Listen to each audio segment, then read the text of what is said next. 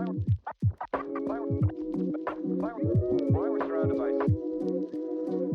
the first pick in the 2024 NFL Draft.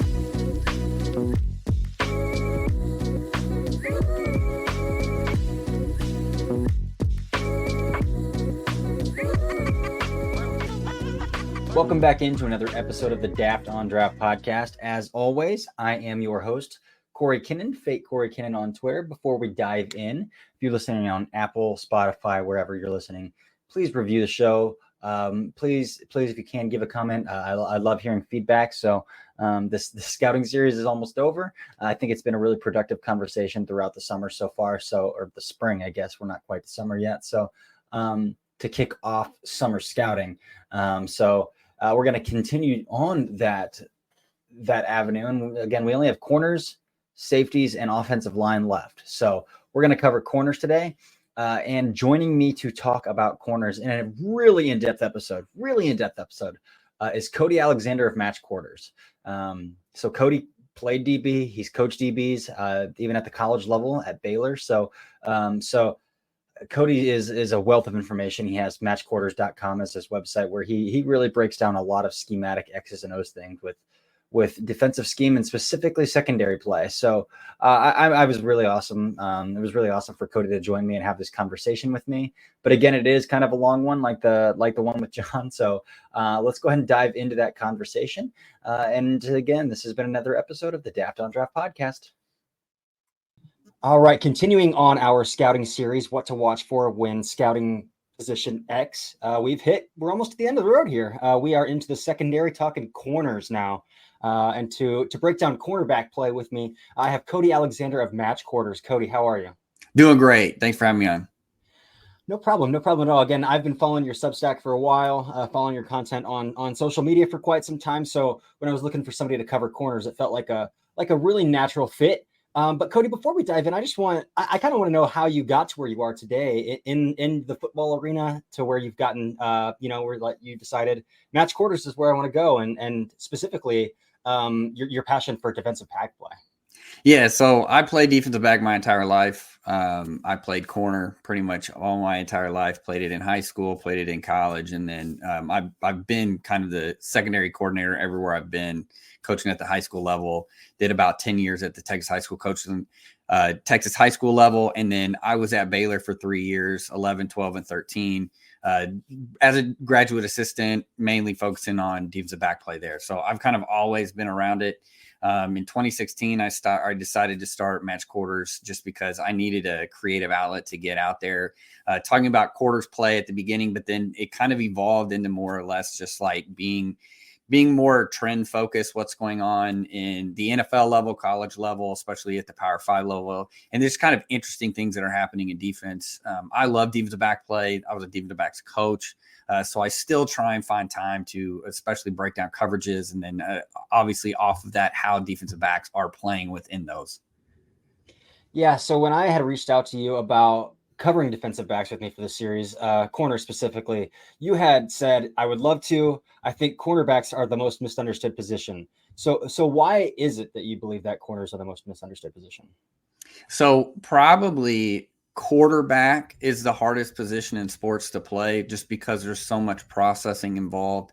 I think the modern corner now is a lot of processing as well, because not only are you playing zone, you're playing man as well. I think why it's misunderstood is I just feel like a lot of people just assume that you can backpedal really fast, you have fluid hips, and then you're also very fast as well.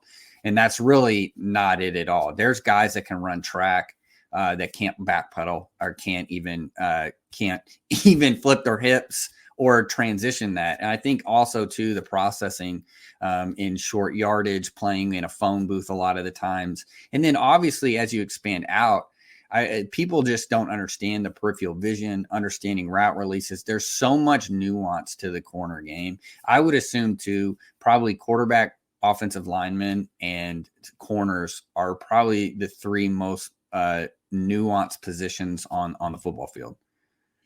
I love it. And I love that we're about to dive into this a little bit more.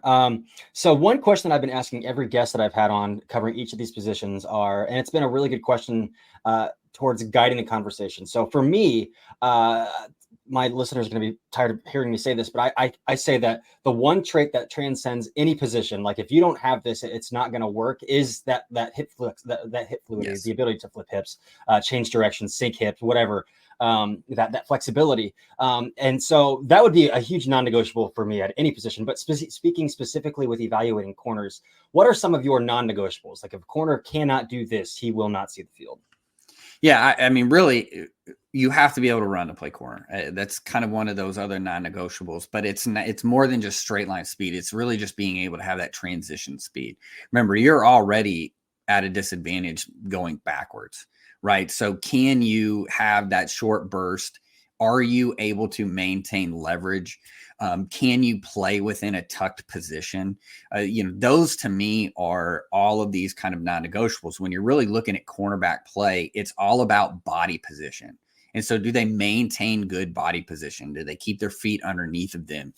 Those are kind of the things that you want to look for in a corner. You always want to start with the feet. And then you want to start with kind of that body position. Are they in their tuck? Do they play within a tuck? Do they play within the ability to where they can explode out of their break or transition to with a vertical route or a post route or kind of a deep over route? Do they allow themselves to have that body positioning to then be able to translate to whatever route that they see?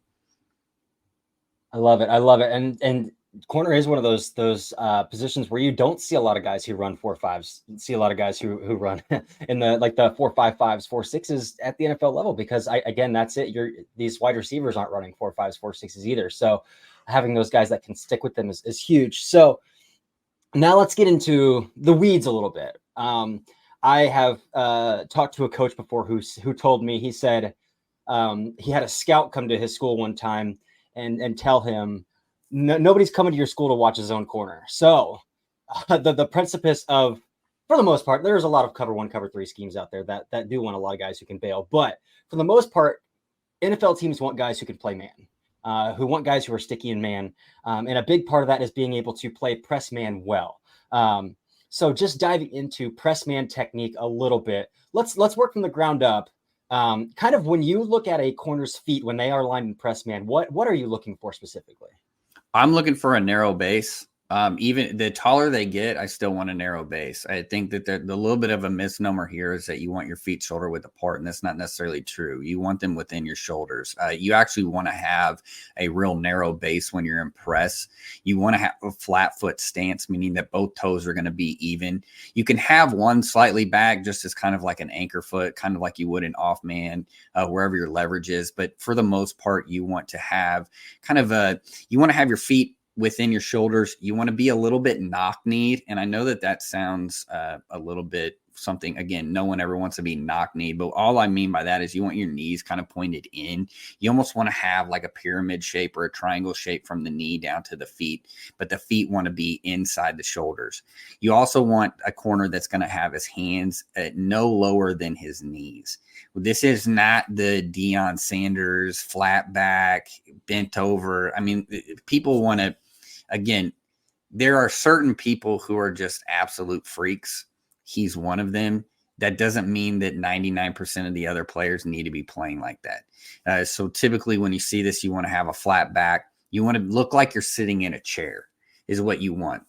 So as we go up, we want that. We want the hands on the knees. We want to be looking like we're sitting in a chair. We want our eyes down towards the hips or the knee, depending on who you talk to, defensive back wise. Some people will say the hips. Other people will say the knee.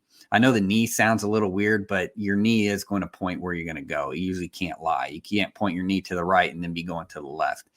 So it gives you a little bit of that. That's something that I've kind of been kind of learning of different, where are we putting our eyes?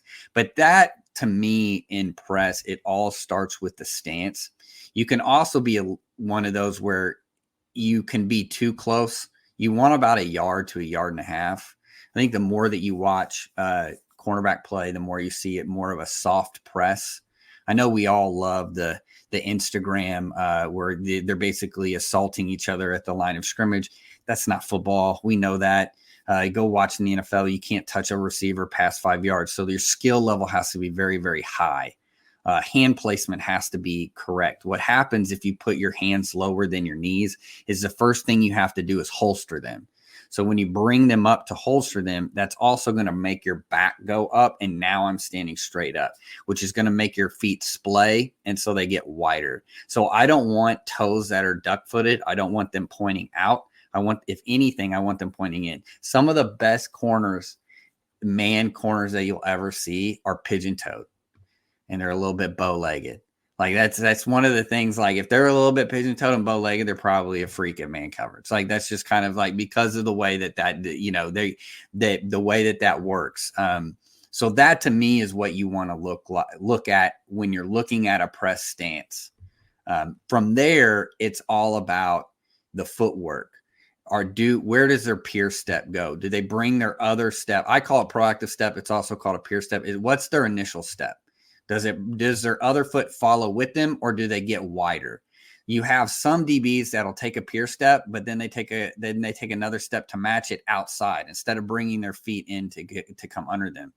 That's why you also too you want your feet underneath you want them shallow, thinner than your shoulders, because when you take that proactive step, if you have a kind of an adjustment step, if you have that adjustment step, now you are shoulder width apart. So now you're in control. Fascinating. Yeah, that's something that I've kind of learned to look for, but I've always just been like, oh, if they can mirror the guy across from pretty well, and their feet aren't cinder blocks. So that's the little nuances I love picking up when we're doing these things. So, but again, speaking of an NFL corner, we've seen Sauce Gardner come into the league and dominate from day one. We've seen even a guy like Tariq Woolen get drafted day 3. And kind of he played well as a rookie. He took a step back as a sophomore, but so I think that's kind of the body type that NFL teams are finding success with, are these longer guys. So how do you feel like the length of a Sauce Gardner, the length of a Tariq Woolen, those kind of guys, how does that affect their footwork and press? Yeah, and actually Tariq Woolen's a really good example. I did a breakdown on him on Match Quarters. He's actually 6'4", 210 pounds. So I would say that he's an alien in terms of him, but he is, even though he kind of struggles in zone, he is a true boundary corner in the sense that he can match up physically with any receiver that you put up to him. And he is also, he has a really interesting technique where he actually lines up at about 2 yards. And he is a true mirror man, meaning that if you step with your left foot, his right foot is going to mirror your step off of it. And because he gives himself some depth, he's actually able to do that. It's a very interesting technique. I haven't really seen it. Normally you hear like mirror motor because I'm inching back and but you're mirroring the leverage of the receiver, not necessarily the foot of the receiver. And with his levers, he's so long that he really is allowing you to kind of gain that yard, and then he's going to put his hand on you wherever. So the offhand jam, meaning that if the receiver breaks to your right, you're going to use your left hand. It opens your hips up. Sauce is an interesting study as well because he's 6'3", 200 pounds. He actually takes a false step in his press technique. So he's actually going to take his inside foot and he's going to move it forward. The reason why it works though is because immediately after he's pushing off and getting a kick step. So he's not actually losing anything. In fact, one of the biggest things that fans probably get wrong and like lower level coaches just in general is this illusion of a false step. Yes, there is a real false step where you take a full step in the wrong direction. But what we're talking about, even at receiver, is you have to come to balance from a static position. So you're actually moving your feet closer together so then you can explode. So even though he's taking a false step with his inside foot, and by false step, it's not a large one. We're literally talking like a couple inches, but it allows him to kind of gather himself and then kick step out and gain some space. And so all of that time, that receiver's also doing the same thing on the line of scrimmage. And so both of those guys being taller guys, the one thing that you notice is their fluidity, right? And again, it goes back to their footwork works. They stay within I call it the Madden ring. This isn't a good visual for anybody that's listening. So imagine you have a Madden ring around you. Do your feet stay within that Madden ring? These guys are both 6'3 plus. Their feet stay underneath their shoulders constantly. And that's how they're able to do that. When you start looking into like NFL draft and things like that, if you ever read long strider, crossover steps, like those are all hallmarks of a tall guy that doesn't have his feet underneath of him. And both of those guys are extremely well at keeping their feet underneath of them.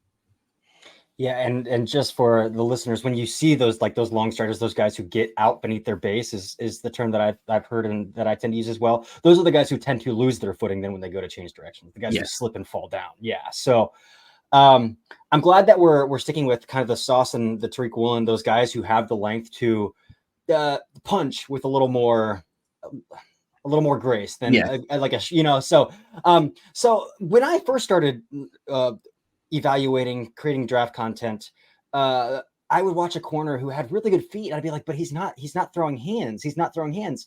And I have a really good buddy who played at the FCS level, who's also gone on to do some like director of player personnel stuff at the college level now. And he's like, well, no, like that. I want to see the lower half first. Like that's all. If his lower half is fine, that's great. So I guess my segue then and using a guy like Sauce, using a guy like Tariq, but even some of those smaller, twitchier guys who still have a good punt. Like I think Denzel Ward of the Browns uses his hands pretty well. Like, so what kind of timing are you looking at with your hands? Like, obviously you don't want these guys just punching right off the line of scrimmage. You want them lunging out and punching. So when you are looking at that punch in press man, when you are looking at when a defensive back does engage with his hands, kind of what's the timing you're looking for there?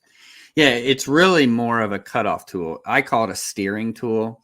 That's another misnomer around corners. Again, why I said with you, it's like it's such a misunderstood. I've had plenty of coaches scream at me during practice of why we're not getting hands on receivers for things, and then you kind of have to give the wink, nod to your players, like, bro, it's okay. Like, don't. I get where you're coming from, because you can't always have your hands on the receiver. It just doesn't work. Here's the thing, the receiver doesn't want to be touched.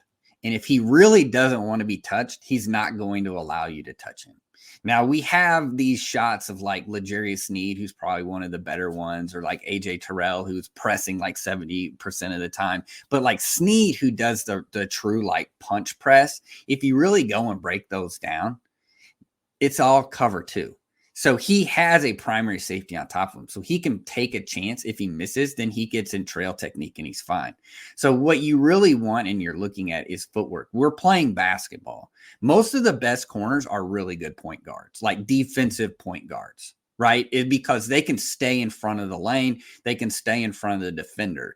In my time, I've really found out a lot of these guys that are really elite corners, then you go and you check and you're like, oh, well, they were really good at point guard. Like that makes sense. Or they're a defensive specialist on the basketball field. So a lot of times that translates because of the body positioning. Like I don't want to just open up and hinge open and go get dunked on. In basketball, I have to stay square. I'm working at a 45-degree angle or I'm working flat. Right? Like I'm not just going to flip my hips and open up. And I think that to me is where you want to watch it there. Then can I get, not only am I punching in the right spot? Am I punching the pec? Is my thumb up? Right? And I always think about it this way too. So visually, if you're doing dumbbell bench press and you're just going straight from your pec out, where's your thumb? It's thumb up, right? If you would never turn the dumbbells down and press with your thumb, like with you, almost like a chicken wing with your thumbs down. So your thumbs, I tell kids all the time, especially young kids, like I tell them all the time, like your thumb's going to tell you whether you're doing it right or not. If your thumb is up, your body's telling you got thumbs up. You did a good job. If your thumb's sideways, okay, you're halfway there. But if it's thumbs down, you ain't got no power. Your body is telling you whether you're doing it right on hand placement. You want it on that pec, because that is able to give you want to open those shoulders and you want to be able to steer them in the right direction. And that's where the hand placement starts. But going back to the original thing of like, I'm not worried if a guy never really gets a hand on the receiver. I want to look, is he swiping at the wrist when he's in phase? Is he tucking into that hip and that low hip? Is he getting hit, what I call it a hook, whereas he's getting his elbow into that armpit and being able to press that receiver to the sideline? To me, that body presence is much more important than, okay, he's really good at a two-hand jam. Because a lot of times a two-hand jam too, like you're locking your hips. I mean, you talk to NFL corners too, like The only time you're really two-hand jamming is if you know it's a slower receiver, you're really trying to knock them off the ball, and you've got a cap safety behind you. Awesome. That's great. That's the information that I wanted to get at there. So again, another area that we have to talk about, because the NFL is trending in this direction where they want 11 personnel on the field, but even sometimes 12 personnel on the field, that they're trying to create mismatches for either in the run game with that tight end, that second tight end as well, or they're trying to get a mismatch in that passing game with the tight end as well. So it's not always an assumption now that when an offense comes out in 12 personnel, that a defense is leaving. They're staying in base. Sometimes you still will see a defense come out in nickel. Most of the time, you'll see a defense still come out in nickel if an offensive lines up in 12 personnel. So about 75% of the time now, at least, again, I cover the Browns. The Browns are who I'm familiar with. Jim Schwartz ran nickel 75% of the time last year.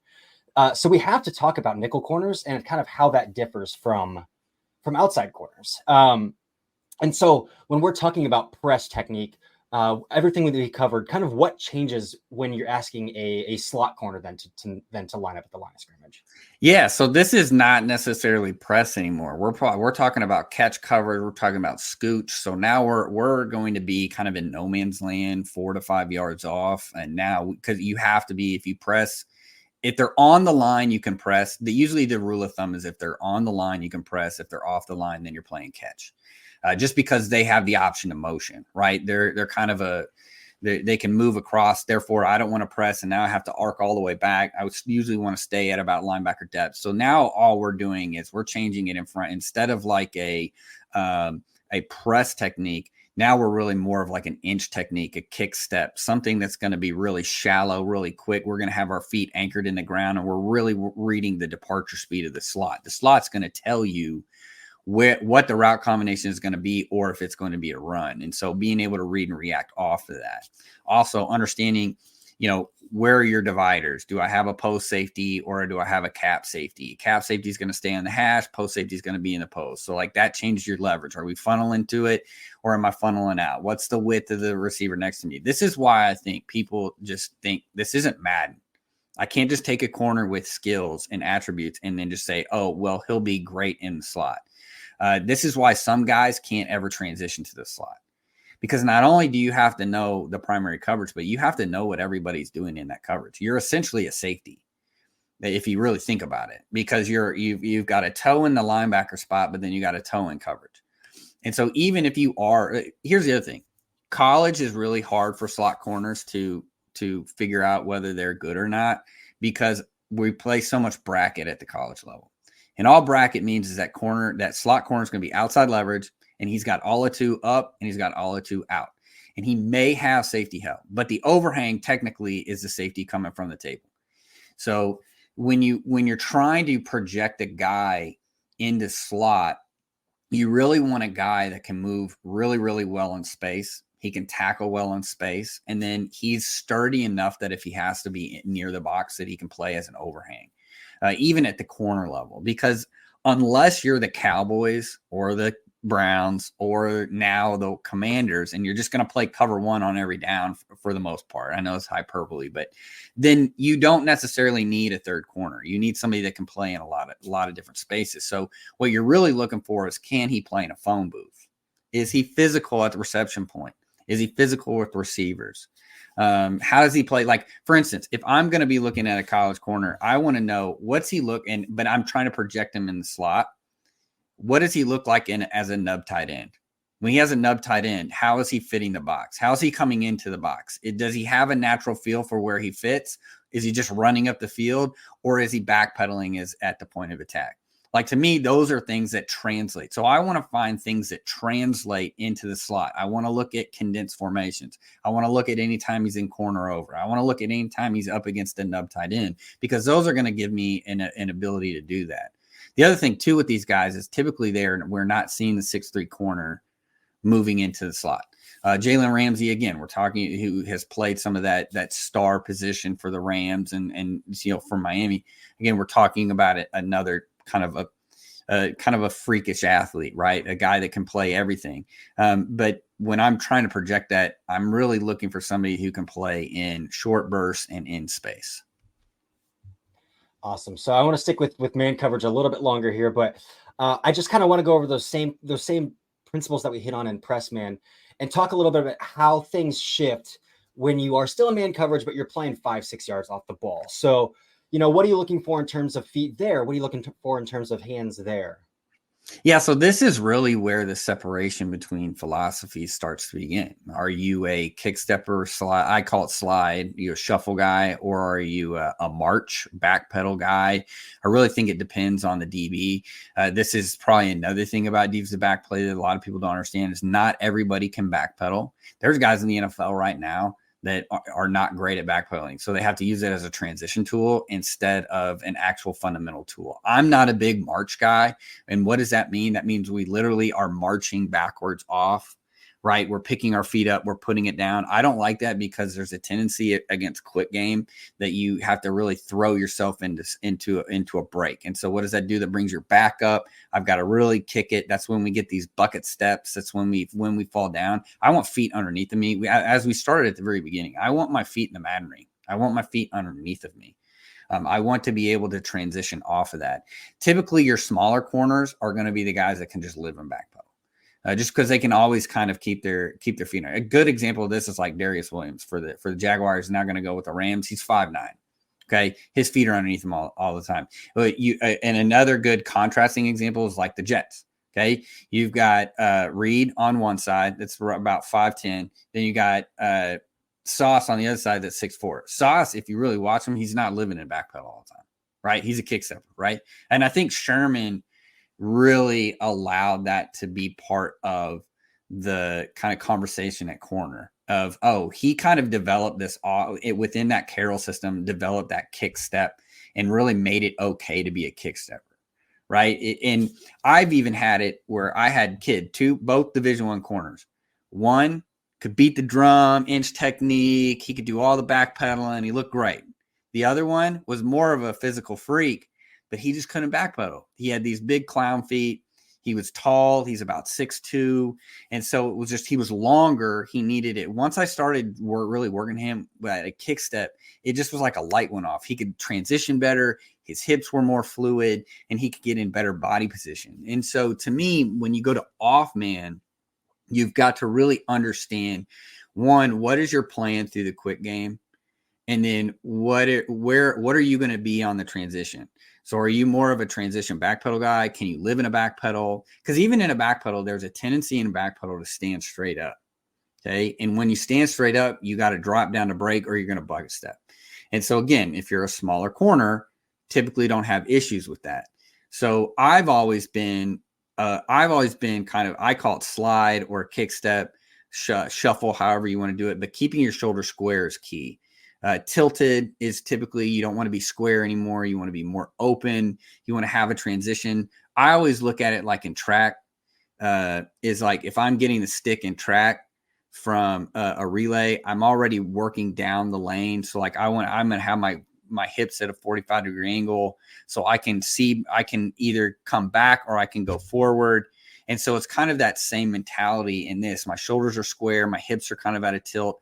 I can plant and drive down, but I can also plant and drive vertically. It's like a 2D player right there.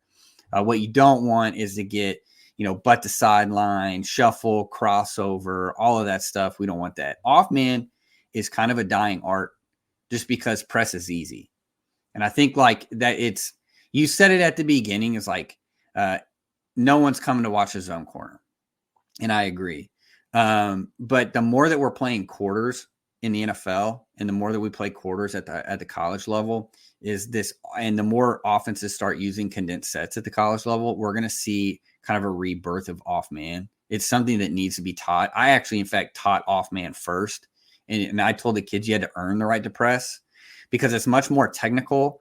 Your eyes have to be so much more kind of open and seeing. You have to process a lot more information because of the depth. And so press is easy because like I can teach you because you're only going to get so many routes. I mean, there's a reason why like Pat Narduzzi at Pitt, they press everybody. Why? And he'll tell you this. You get fades and you get slants. And if I only have to work two things, I can get really good at those. But what happens when we get reductions? What happens when we get motion? What happens when I have to play off? What happens if I'm playing Tyreek Hill and I can't press? right? Maybe I don't have a cap safety, so I can't be Snead and just go maul them at the line of scrimmage. So those to me are all things, but off man is much more technical, and you really have to understand the footwork and that your shoulders are your rudders, right? Your hips can be open and they can be at an angle, but your shoulders better be straight. Awesome. Great. And can you just briefly, off man is where you hear, it's pretty common to hear the term catch technique. Could you break down what catch technique is in your definition and how that applies to off man? Yeah, so catch technique is actually a situational coverage. Like it's a situational technique. Like if it's third and medium, let's say it's 3rd and 5. Okay, I know I'm probably going to get a hitch or a slant. They're not going to throw a fade. It's a low percentage throw. So I'm actually going to slow down my steps even further. I'm literally going to kick step, and it's going to be like inch, step replace. And we're only talking about 2 to 3 inches tops. Right. This isn't your 6-inch slide that you're having in like first down off man situation. So to me, that's a situational. This is the other thing. Like the more tools you have in your toolbox, the better you're going to be. That's why, like, for instance, Quinyon Mitchell, I really liked him. There's a reason why there's kind of a lot of the NFL teams fell in love with him. And the reason why is because he played in a quarters dominant system. So he had to be able to play off and he had to be able to play on ball. And so he had a toolbox of techniques that he could use. So he's real toolsy in the sense of like, because when you just play quarters like Toledo does, then you can really get into the nuance of different techniques. But the problem with that is like, I know their coach, he's really good. I think he just got picked up by Illinois, Coach Parker. He does a really excellent job. And that's kind of the conversation I have with him of like, when you have a guy like that, building more nuance within the technical aspect instead of like, oh, let's run all these different coverages when you don't really run that. And the problem at the college level is you have so much on-ball corner play. And then you go to the high school level and it's so much on-ball corner play is that these guys then get into the NFL and they have no idea how to play off man. When you have to play off man, go look at the press rates in the NFL. Very few corners are playing over 50%. We're mostly looking at around, I would say the average is probably around a third, maybe a little bit higher than that. Like AJ Terrell, if you really ask him, dude, do you really want to press 70% of the time in the NFL? He'd probably tell you no. Right. But that's what he's asked to do. And that's what he does. Okay. And that's why, it's kind of feast or famine when you press. And so, especially at the NFL, when the talent levels razor thin. So that's where that catch technique catches a kind of a technique within your man toolbox. And it's much slower down. We're going to be anchored and we're really trying to drive down on the ball. Love it. So last thing then, before we move off into zone coverage and all of the nuances is there is when you're in press man, you're pretty much locked in on that receiver's hips, right? How does it change? Where do your eyes change when you're 5 yards off the ball, then 6 yards off the ball, then and you're still manned up against the man across from you? Yeah, I call it the triangle, right? I want to look at the slot through to the quarterback, and then I want to be able to keep my guy on peripheral vision. In fact, I taught my quarters much like I would teach off man because it's essentially the same technique, right? Quarters are just man with rules, and typically it's just the rules are inside. And for a corner, it's basically man unless he runs a shallow right now. And so from that point, we want to get a lot of data from the slot. The slot's release and departure speed is then going to directly correlate to what I'm getting from the number one receiver. This is where a lot of people make the mistake in off man is that they just try and play press out of off man.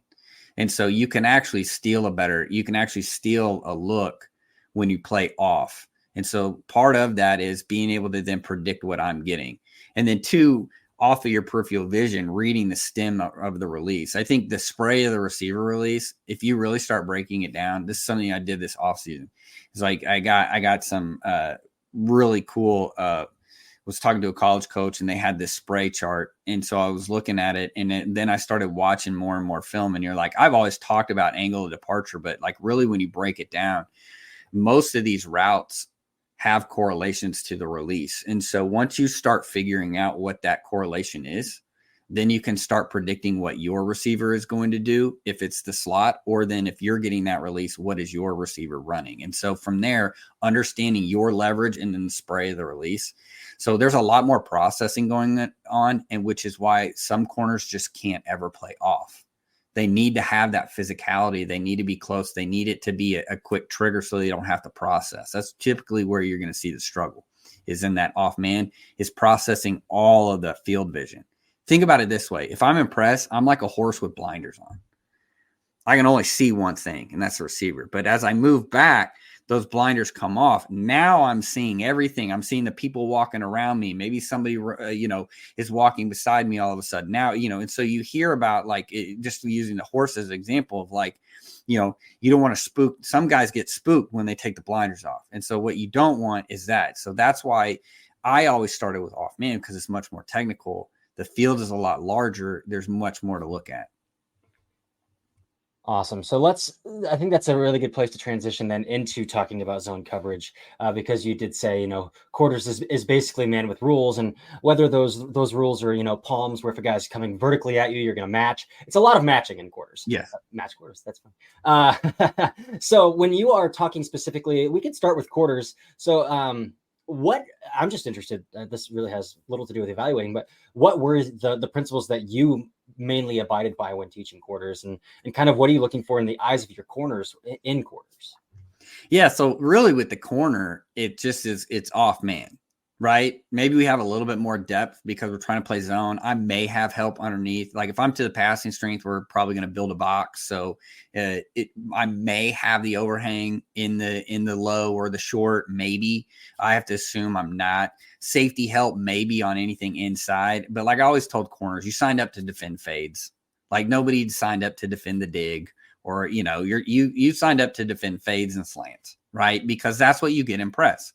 So when you play off, you've kind of expanded now the route tree for the offense, which can be good and bad. It just depends on your ability to play off man. And so what we want now is we want more of an inside presence. Outside, the old school, country quarters with the guy outside leverage is typically, you want that if you're going to get the overhang to push outside. Right now, he's more of like a bang to buzz. So I'm going to bang to buzz the flat type defender in quarters. But like you said, with match, we're essentially playing man. So all the off ball technique stuff that I want to see, the difference here is I want to see a zone turn. I don't want to see a man turn. Our hips should already be pointing inside to the ball. I don't want to come back around, right? Does that make sense? I don't want to then, if I'm already pointed to the ball, then I want to be able to rip the upfield arm, open up vertically, and be able to transition vertically. I don't want to have to rip the man arm and then come back underneath of it, right? Because now I'm actually having to lock my hips instead of being on top of the ball. So to me, that's in terms of evaluating and then defensive back play. Like I want to see that. I also want to see that our shoulders are not just getting parallel to the sideline really quickly. Can you stay square through the sticks and then understand where the breaks are for that receiver? That's what you're really working in off man, is where the break's going to be. Get your quick read, get your feet underneath of you. When do you open up in transition? Departure speed. See, there's so much more nuance involved in off than there is in on, which is more or less just release angle. Yeah. So speaking, you mentioned you want the hips pointed to the ball. So a lot of times people will just associate zone coverage with bail, like when the corner's bailing. For better or for worse. So when you're talking about then the hips of the corner, kind of what's the timing then? When are you hoping to see those hips open? Again, you mentioned earlier you don't want those hips to swing open, but you also don't want them to open late as well. So kind of what's the timing of that you're looking for with the hips? Yeah, so it really depends on level of football. So like the high school level, the breaks usually are about 7 to 8, 7 to 10. College, it's about 10 to 12. And then the NFL, it's about 15. To 20, just depending on the quarterback's arm. So it's just understanding where those break points are. What is the release angle? Is he releasing inside? Is he releasing outside? Is he trying to overtake my leverage? Is he okay with my leverage? Is he leaning on me? Is he running away from me? What angle of departure is he trying to go at? So then I know what are the route combinations off of that. And so really what you don't want is somebody that flips their hips way too early in the down, right? Like if he's not stepping on my toes, then I really don't probably need to turn my hips. And it's we talk about breaking glass or like your cushion, and it's different for everybody. There is no just like hard deck. I tried to never give kids hard decks, because the moment that you give kids hard decks, you're creating a robot, and that means that we're going to get in a situation that I'm wrong, right? And I don't want to be wrong. Like I don't want to give something that's wrong information to the kid. So to me, that's kind of where I'm at with that. And so when you're looking at it, how often are they opening their hips too early? Are they able to stay square? You do have corners that like just refuse to open their hips. And then like, how often are you collisioning the receiver or getting ran by? The problem too, like on post routes, for instance, in quarters, because like what's the quarters beaters? It's mills, it's the dig post, right? Is if I turn my shoulders parallel to the sideline, even on a vertical, I'm going to have to step back before I can step forward. I want to keep those shoulders square so I can plant off that outside foot and I can stay on top of that post route as it transitions into a vertical route. And so that's where you want, even if the hips are open, I want to see those shoulders relatively square through that. Otherwise, I know down the road, you may be able to play a fade route because you're opening your hips and you're on top of it, but you're going to struggle defending a post route, especially if we're going to play quarters. Awesome.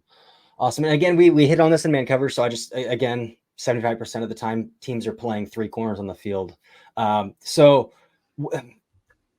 in zone as a slot, you have a lot of options, right? You have both sides of the field where you're not playing along the boundary. So there's a lot more green to cover. And obviously there are different rules and different zone coverages. So you know what your responsibility is going to be, but kind of how do these things kind of change for a slot corner then? Yeah, you got to know where the running back is. Am I in the fit or am I out of the fit? Then is there an open? Where's the three tech? Where's the strength tech? Is the three tech away from me? Are we in a 5-man front so both B gaps are closed? Do I have to? Most typically, when in nickel, you're going to have a 4 down. There's going to be an open B gap bubble. How are you defending that? So do I have to close the B gap? Are we closing the B gap with the defensive end? Am I having to fold in? Is the running back to me? If he is, then I need to hang for the RPO. I'm on the passing side or the read side. If he's away from me, I need to fold quickly. Then what's the departure angle of the slot? Are his eyes to me? Because if it is, then he's probably blocking me. If his eyes are downfield, then I know I need to play pass. So again, understanding that, then off of the running back is, do I have a push alert? Do I have to push with the back? Am I in charge of the back? Are we matching DBs with receivers, or are we pulling the chain? Like there's so many different things like within coverages that a slot has to now understand. Like I mentioned at the beginning of like, how are we doing motion? Are we traveling the nickel even in zone? So are we giving a man indicator, or are we going to pull the chain and just let it go? Typically in cover 3, they'll just pull the chain because they got a DB on the other side. But in quarters, I got to know, or cover 2, are we giving a man indicator? So am I nickel travel with motion? Is it quick motion? Is it horizontal motion? Is he going back to the ball? How all is that going to affect? Do I need a slingshot into the post? Are we rocking and rolling? All of these things come into play when you play slot. That's why slot is not going to be it's going to be more of a cerebral guy, a guy, again, that can play in space, that understands coverages, that understands blitzes, that understands run fits. So even if you are a third corner, if you're not playing bracket, which we don't play a lot of bracket in the NFL, then you have to then know all these little different nuances of the game and where you fit into that. Yeah, I'm glad you brought up like it's not Madden earlier, because I think people growing up playing Madden just assume, oh, your third best corner is your nickel, because that's how you arrange your depth chart to get your corner in the nickel, and it's just not that way. And there's just so much, and we'll talk about the run defending here a bit more in a little bit, but again, you mentioned like these guys have to sling into fits. Like they have to be able to, it's a whole lot on top of what's going on behind them as well. So, but before we go into that run defense, just one more area of coverage that I want to hit on is kind of the ball production aspect of cornerback play. I think Trevon Diggs is a good example of this, where his ball production is off the charts. It's off the charts. Like he racks up interception after interception after interception, but his down to down play might not be as consistent as that ball production tends to cover. So for you, when you're talking about ball production, like how important is it to create turnovers as a corner versus I just need you to be in phase and be disruptive at the catch point? Yeah, I think Trevon Diggs, when he first got into the league, and you kind of, if people remember that viral clip that went over about Ramsey and Diggs, and people thought Ramsey was taking a dig at Diggs, with saying that, oh, he's an on-ball corner, I'm an off-ball corner. All that really was talking about different techniques. I think with Diggs, it was like feast or famine because he was playing press. You have a decent rush in front of him. So is the ball coming in underneath? He's kind of out of position. In fact, DeRon Bland is essentially, if you go really look at all 9 of his interceptions, like most of them are on sail routes to the outside that the quarterback threw late. So he's actually out of position and the quarterback threw the ball to him and he was able to undercut it. Now, that being said, he caught those balls and then he produced a touchdown afterwards and set an NFL record. But I think you have to take turnovers with a grain of salt. Turnover is basically a luck. You're going to be, if you have 3-4 picks in the NFL, you had a pretty dang good year because of the ball placement. I'm looking more like ball disruption. Are you contesting the catch? Are you punching the ball out of the hands? Like how often when the ball hits the receiver's hands, are you able to rake it out? Are you in proximity to make that? Because turnover is volatile year to year. Now, people that can consistently do it, that's great. Like Diggs is another good example of like, hey, he came back after his first year and really worked on zone technique and became one of the better trap corners. Because if you're going to play cover 1 in volume, you're going to play trap cover 2 as your changeup. And he just really excelled at being able to read releases and the quarterback and do all that. So kudos to him. Hopefully DeRon Bland can add that to his game as well. It'll be, Witt's gone now. He's with the Commanders. So it'll be interesting to see how he plays in more of a zone scheme with Zimmer. So when you look at things like that, you want ball production, but it's not necessarily, are we getting a lot of picks? Much like defensive linemen will tell you, kind of sacks are more of a quarterback stat than they are a D-line stat. Don't get me wrong, if you're getting 15 to 20 sacks, you're beating your man on. But remember, there's more plays in a game. I mean, over a 18-game season or 18-week season. Think about how many plays are being played. And 15 sacks is good. There's a lot of plays in between. So what are you doing in between that? And that to me is, I want to see first down touchdown rate. How often when a catch is there, how many first downs are you giving? How many touchdowns are you giving up? That to me is more of a way of looking at DBs than just like purely, hey, they're getting a lot of picks. Because that, again, can be volatile year to year. I want to see PBUs. I want to see things like that, like contested catches, not necessarily just, hey, are they getting a bunch of picks? Yeah, I tend to think that's kind of the same way as well. Like, I just want to see you in phase. I want to see you making plays at the catch point. Like that's what I need. So last element of obviously playing not only corner, but playing defense is you have to tackle, right? Like that's a core pillar of playing defense is you have to bring the ball carrier to the ground. So, but a lot of these corners that we see, especially at the college level, the ones who tend to get in the NFL aren't as bad, but you'll still see it at the NFL level. They don't really want to tackle. Or if they do, they're doing it in a way it's like, is this safe or are you going to get yourself hurt? Like, right. I mentioned Denzel Ward earlier with being really good at his hands. Denzel Ward also tends to get concussions at an alarming rate because of the way he throws his body around and run support. So like, how do you teach tackling? Do you think it is coachable, or do you think it's more of like a toughness mentality that you either have or you don't? You can teach the skill of tackling. You can't teach the want to. I think that's the biggest thing that you look at. Tackling is a skill. You can teach where to put the shoulder, get the head out of it. And that's typically what it is you have a guy who is skilled at covering, but doesn't really understand the physics and the skill set of tackling, which I know that sounds crazy, but if you really think about it, let's say the NFL has about 65 plays on average, you would assume that probably almost 40 of those are actual tackles. So you're talking about 2/3 of the game is an actual tackle, and it's mostly not going to be the corner. So these guys aren't necessarily working tackling all the time. They're working coverage aspects. But I do think like you can teach a player how to tackle correctly in the correct body placement. And a lot of that too comes down to angles, right? Especially near the box. Normally you're not worried about a corner who is tackling a guy who just caught a fade route, right? Or it catches a post and you just kind of get the swipe the legs, you get him down. We're talking about, can he come up and make a tackle on a hitch? You know, is he going to be able to set the point or make a tackle on a screen when he's the primary run support on that?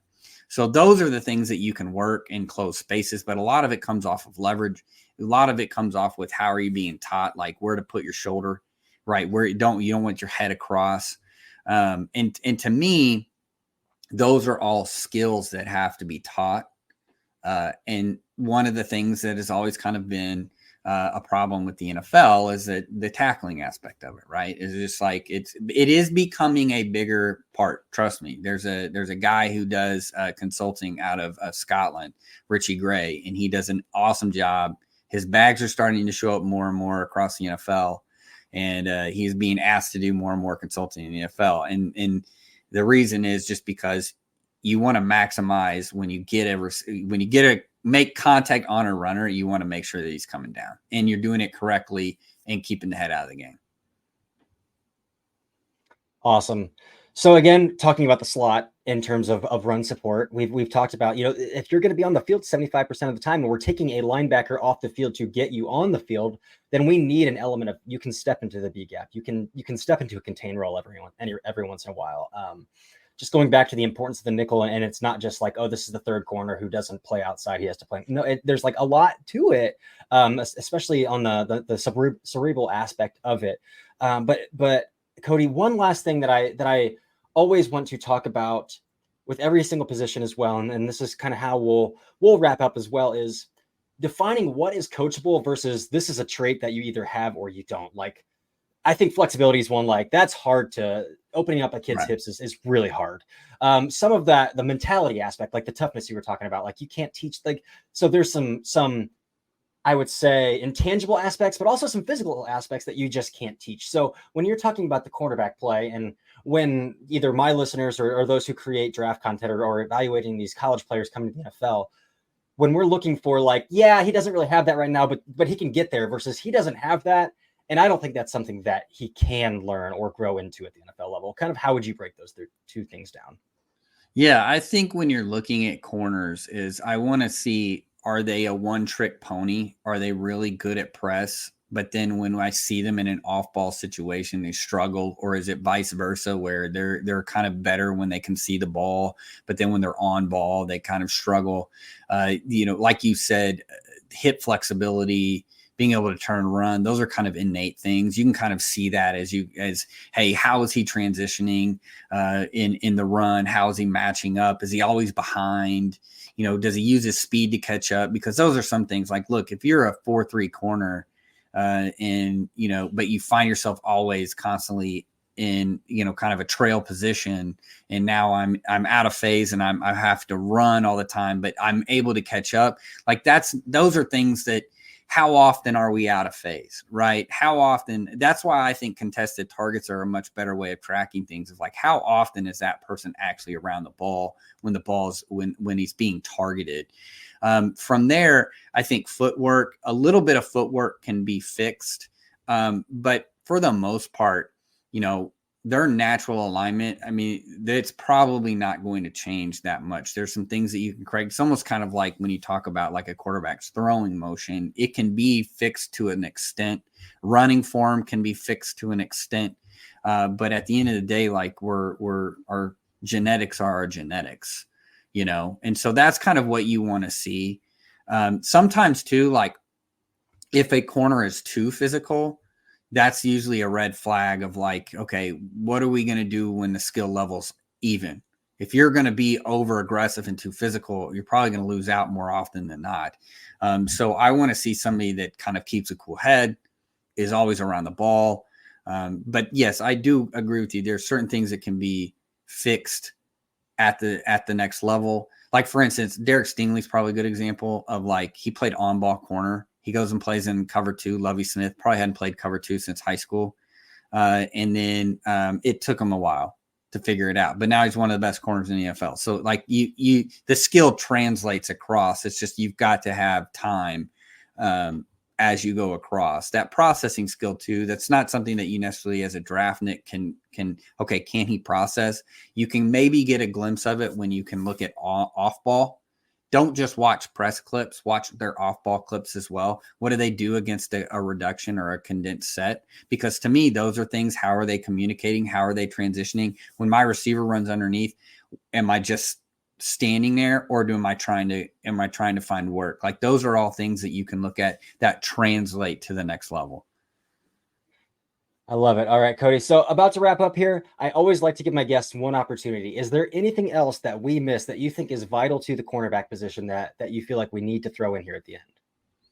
Yes, I think you made the statement of, everybody wants a man corner, and I do agree with you. But I think the NFL is moving more towards zone. It has in the past 5 years. So what you're going to see is more and more corners who have primarily been on ball their entire career, probably since they were 12 years old, are going to start struggling. And it's going to be a little bit, you're going to have to give them some time, just because that transition to on ball to off ball is difficult, as we stated. When they go to their DB trainer guy, he's playing. I mean, go look on Instagram or Twitter. It's all press, right? So what are the transition tools? Like, how are we going to, those are the things that are going to have to be, developed as they get going, especially in that zone. So I just want to make sure people understand, like, it's not all about press. And if you go and look at the numbers, most of the NFL corners aren't pressing as a majority of their skill set. It's more off ball. And the offenses are doing a really good job with pre-snap motion and formations and moving guys around to get guys to not be necessarily pressed all the time. Awesome. Again, it's Cody Alexander of Match Quarters. He has matchquarters.com. He's also all over Twitter. I see a lot of stuff all the time, and just some really good highlighted quick hitting learning sessions from Twitter as well. So, Cody, thank you so much for joining the Daft on Draft podcast, and you are welcome back anytime. Yeah. Thanks, Cory, for having me. Appreciate it.